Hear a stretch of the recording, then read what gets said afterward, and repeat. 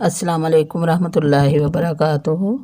Dear students, آج ہم سورہ بقرہ کا 10ویں رکوع کا مطالعہ کریں گے انشاءاللہ۔ سورہ بقرہ کے 10ویں رکوع میں 4 آیتیں ہیں، آیت نمبر 83 سے 86 تک۔ تو شروع کرتے ہیں اپنا آج کا سبق۔ اعوذ باللہ من الشیطان الرجیم، بسم اللہ الرحمن الرحیم۔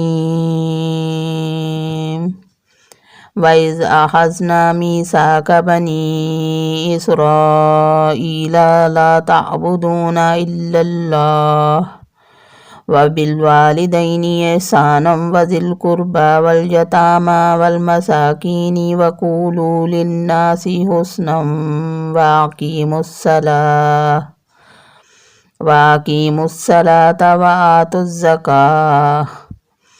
ثُمَّ تَوَلَّيْتُمْ إِلَّا قَلِيلًا مِّنكُمْ وَأَنتُم مُعْرِضُونَ۔ وَإِذْ اور جب، اخذنا ہم نے لیا، میثاقا پختہ عہد، بنی اسرائیل سے، لا تعبدون کہ نہیں تم عبادت کرو گے، الا اللہ سوائے اللہ کے، وبالوالدین احسانا اور والدین کے ساتھ نیکی کا سلوک کرو گے، وذی القربیٰ اور رشتہ داروں سے، والیتامى اور یتیموں سے، والمساکین اور مسکینوں سے، اور وقولوا للناس حسنا اور لوگوں سے اچھے طریقے سے بات کرو گے، واقیموا الصلاۃ اور نماز قائم کرو گے، وآتوا الزکاۃ اور زکوٰۃ ادا کرو گے، ثم پھر تولیتم تم پھر گئے، الا سوائے قلیلاً تھوڑے، منکم تم میں سے، وانتم اور تم معرضون پھرنے والے تھے۔ اللہ تعالیٰ فرماتے ہیں سورہ بقرہ آیت نمبر 83 میں، اور جب ہم نے بنی اسرائیل سے وعدہ لیا کہ تم اللہ کے سوا دوسرے کی عبادت نہ کرنا اور ماں باپ کے ساتھ اچھا سلوک کرنا، اسی طرح قرابت داروں، یتیموں اور مسکینوں کے ساتھ اور لوگوں کو اچھی باتیں کرنا، نمازیں قائم رکھنا اور زکوٰۃ دیتے رہنا، لیکن تھوڑے سے لوگوں کے علاوہ تم سب پھر گئے اور منہ موڑ لیا۔ تو اس آیت میں جیسا کہ ہم نے دیکھا کہ اللہ پاک نے قوم بنی اسرائیل سے عہد لیا ہے کہ کچھ احکامات دیے ہیں انہیں، اور اس کا عہد لیا ہے کہ ان پر عمل کرنا ہے تم لوگوں نے۔ تو وہ کون کون سے احکامات ہیں؟ وہی احکامات ہیں جو ہمیں دیے گئے ہیں قرآن پاک میں، مسلمانوں کو جو دیے گئے ہیں کہ اللہ کے سوا کسی کی عبادت نہ کرنا، یعنی عقیدہ توحید کی تعلیم دی اللہ پاک نے، اور ماں باپ کے ساتھ اچھا سلوک کرنے کا حکم دیا، اسی طرح رشتہ داروں، یتیموں اور مسکینوں کے ساتھ اچھا سلوک کرنے کا حکم دیا، اور لوگوں کے ساتھ اخلاق سے اور اچھے طریقے سے بات کرنے کا حکم دیا۔ جیسے نبی پاک صلی اللہ علیہ وسلم نے فرمایا نا کہ وَمَن يُؤْمِن بِاللَّهِ وَالْيَوْمِ الْآخِرِ فَلْيَقُلْ خَيْرًا أَوْ لِيَصْمُتْ۔ نبی پاک صلی اللہ علیہ وسلم نے فرمایا کہ تم میں سے جو کوئی بھی ایمان لاتا ہے اللہ پر اور یوم آخرت پر، اسے چاہیے کہ وہ اچھی بات کہے ورنہ خاموش رہے۔ پھر اللہ پاک نے ان سے وعدہ لیا کہ نمازیں قائم کریں گے، زکوٰۃ ادا کرتے رہیں گے، لیکن پھر اللہ تعالیٰ نے فرما دیا ساتھ ہی کہ یہ تھوڑے لوگوں کے علاوہ سب پھر گئے تھے، ان میں سے منہ موڑ لیا تھا، مطلب انہوں نے احکامات سے روگردانی کی تھی۔ اللہ تعالیٰ نے جو انہیں احکامات دیے تھے ان سے انہوں نے روگردانی کی، یہ ان کی عادت تھی، عادت ثانیہ بن چکی تھی کہ وہ ہر بات کا انکار کرتے تھے، بس انہیں ٹھانی ہوئی تھی کہ ہم نے انکار ہی کرنا ہے، ماننی نہیں ہے بات۔ اللہ تعالیٰ معاف کرے۔ آیت نمبر 84، وَإِذْ أَخَذْنَا مِيثَاقَكُمْ لَا تَسْفِكُونَ دِمَاءَكُمْ وَلَا تُخْرِجُونَ أَنفُسَكُمْ مِنْ دِيَارِكُمْ ثُمَّ أَقْرَرْتُمْ وَأَنْتُمْ تَشْهَدُونَ۔ اور اس جب، اخذنا ہم نے لیا، میثاقکم تم سے پختہ عہد، لا تسفکون کہ تم نہیں بہاؤ گے، دماءکم آپس میں ایک دوسرے کا خون، ولا تخرجون اور نہ نکالو گے، انفسکم اپنوں کو، من دیارکم ان کے گھروں سے،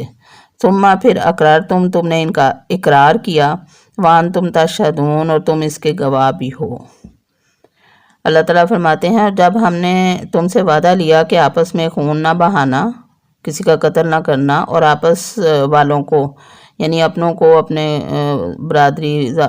کے لوگوں کو، قوم کے لوگوں کو جلا وطن مت کرنا، تم نے اقرار کیا اور تم اس کے شاہد بنے، یعنی اقرار کر لیا اللہ تعالیٰ سے، پختہ عہد کر لیا، اس کے گواہ بھی تھے، اور پختہ عہد کیا کیا تھا کہ آپس میں خون نہیں بہائیں گے، ایک دوسرے کو قتل نہیں کریں گے اور جلا وطن نہیں کریں گے۔ دو یہاں پہ حکم دیے گئے کہ کسی کو قتل نہیں کرنا، اور دوسرے یہ کہ جلا وطن نہیں کرنا کسی کو، لیکن یہودیوں نے اس بات سے بھی انکار کر دیا تھا۔ پھر فرمایا ثم انتم هؤلاء تقتلون انفسكم وتخرجون فريقا منكم من ديارهم تظاهرون عليهم بالإثم والعدوان وإن يأتوكم أسارى تفادوهم وهو محرم عليكم إخراجهم أفتؤمنون ببعض الكتاب وتكفرون ببعض فما جزاء من يفعل ذلك منكم إلا خزي في الحياة الدنيا ويوم القيامة يردون إلى أشد العذاب وما الله بغافل عما تعملون۔ ثم پھر انتم تم ہی ہو، ہاؤلائی تم ہی ہو، وہی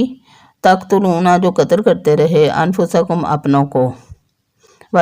تخرجون اور نکالتے رہے، فریقاً ایک گروہ، منکم تم میں سے، من دیارہم ان کے گھروں سے، تظاہرون مدد کرتے رہے، علیہم ان کی، بالاسمی گناہ میں، والعدوان اور زیادتی میں، وائن اور اگر یاتوکم وہ آئیں تمہارے پاس، اسارا قیدی بن کر، تفادوہم تو تم ان کا فدیہ بھی دیتے رہے،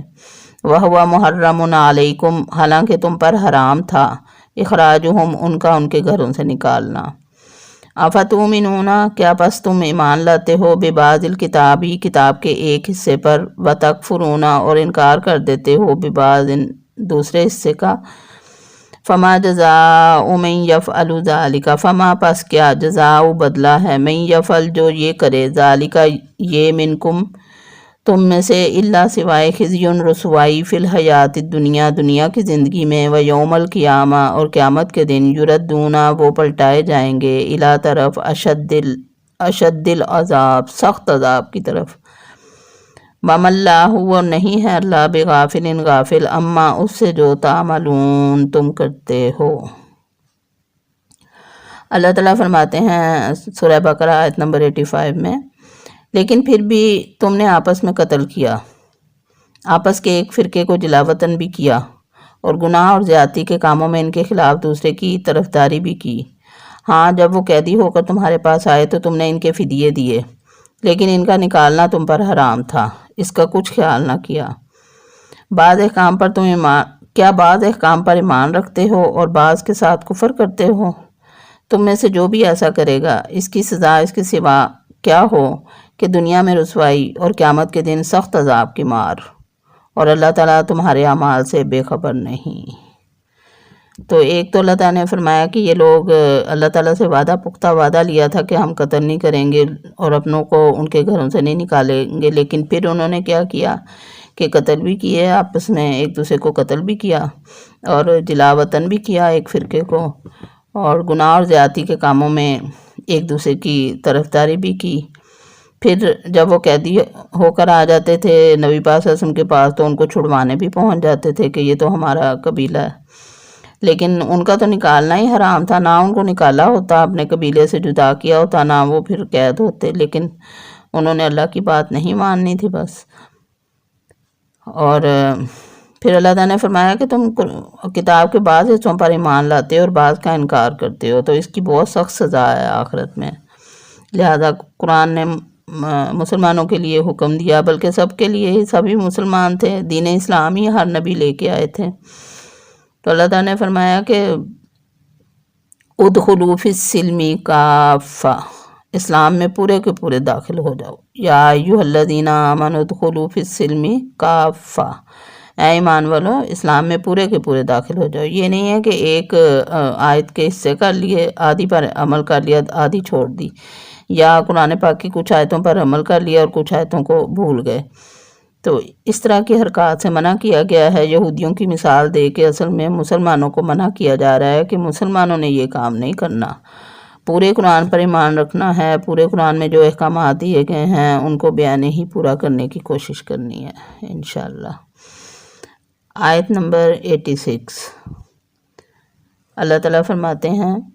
اولئک الذین اشتروا الحیاۃ الدنیا بالآخرۃ فلا یخفف عنہم العذاب ولا هم ینصرون۔ اولئک یہی وہ لوگ ہیں، الذین جنہوں نے نشتروا الحیاۃ الدنیا جنہوں نے خرید لیا دنیا کی زندگی کو، بالآخرۃ آخرت کے بدلے، فلا پس نہیں، یخفف کمی کی جائے گی، عنہم ان سے، العذاب عذاب میں، ولا اور نہ، ہم وہ، ینصرون مدد دیے جائیں گے۔ اللہ تعالیٰ فرماتے ہیں کہ یہ وہ لوگ ہیں جنہوں نے دنیا کی زندگی کو آخرت کے بدلے خرید لیا ہے، ان کے نہ تو عذاب ہلکے ہوں گے اور نہ ان کی مدد کی جائے گی۔ صدق اللہ العظیم۔ تو اس آیت میں اللہ تعالیٰ نے فرما دیا کہ یہ جو لوگ ہیں یہودی یا بنی اسرائیل یا جتنے بھی مشرک یا نان مسلم ہیں، انہوں نے دنیا کی زندگی کو آگے رکھا ہوا ہے اور آخرت کی زندگی کو پیچھے رکھا ہوا ہے، بلکہ آخرت پر تو یقین ہی کم کرتے ہیں۔ اگر یقین ہو تو وہ کبھی بھی ایسے کام نہ کریں، شرک وغیرہ۔ تو نبی پاک صلی اللہ علیہ وسلم نے فرمایا تھا کہ یہ دنیا جو ہے وہ مومن کے لیے قید خانہ ہے اور کافر کے لیے جنت ہے۔ الدنیا سجن للمومن، دنیا مومن کے لیے قید خانہ ہے، یعنی دنیا، انسان جو مسلمان ہے وہ اس دنیا کو اپنی عارضی قیامگاہ سمجھتا ہے۔ جیسے کوئی قیدی ہو، قید میں قید اس کی عارضی قیامگاہ ہوتی ہے، اسی طرح مسلمان جو ہے وہ اس دنیا کو اپنی عارضی قیامگاہ سمجھتا ہے اور اصل اس کی نظر آخرت پہ ہوتی ہے۔ وہ علامہ اقبال نے کیا خوب کہا ہے کہ کافر کی یہ پہچان کہ آفاق میں گم ہے، کافر کی یہ پہچان کہ آفاق میں گم ہے، مومن کی یہ پہچان کہ گم اس میں ہے آفاق۔ تو مومن کو تو دنیا کی پرواہ نہیں ہوتی، اس نے تو دنیا میں صرف اللہ کی عبادت کے لیے آئے ہیں ہم، وَمَا خَلَقْتُ الْإِنسَ وَالْجِنَّ إِلَّا لِيَعْبُدُونِ۔ اللہ پاک نے انسانوں کو صرف اپنی عبادت کے لیے دنیا میں بھیجا ہے، اور اگر ہم دنیا کا ہر کام اللہ کی حکم کے، اس کی مرضی کے مطابق کریں گے، نبی پاک صلی اللہ علیہ وسلم کی سنت کے مطابق کریں گے، تو وہ بھی عبادت ہی لکھی جائے گی۔ چاہے ہم کھا رہے ہیں، پی رہے ہیں، سو رہے ہیں، سفر کر رہے ہیں، جو بھی کام ہم نبی پاک صلی اللہ علیہ وسلم کی سنت کے مطابق کریں گے تو وہ عبادت میں ہی شمار ہوگا۔ اللہ تعالیٰ ہمیں توفیق دے کہ ہم ان جیسے نہ بنیں، بلکہ اللہ تعالیٰ کے فرما بردار بنیں اور آخرت میں جنت الفردوس کے حقدار بنیں۔ آمین۔ وما علینا الا البلاغ۔ سبحانک اللہم و بحمدک، اشہد ان لا الہ الا انت، واستغفرک واتوب الیک۔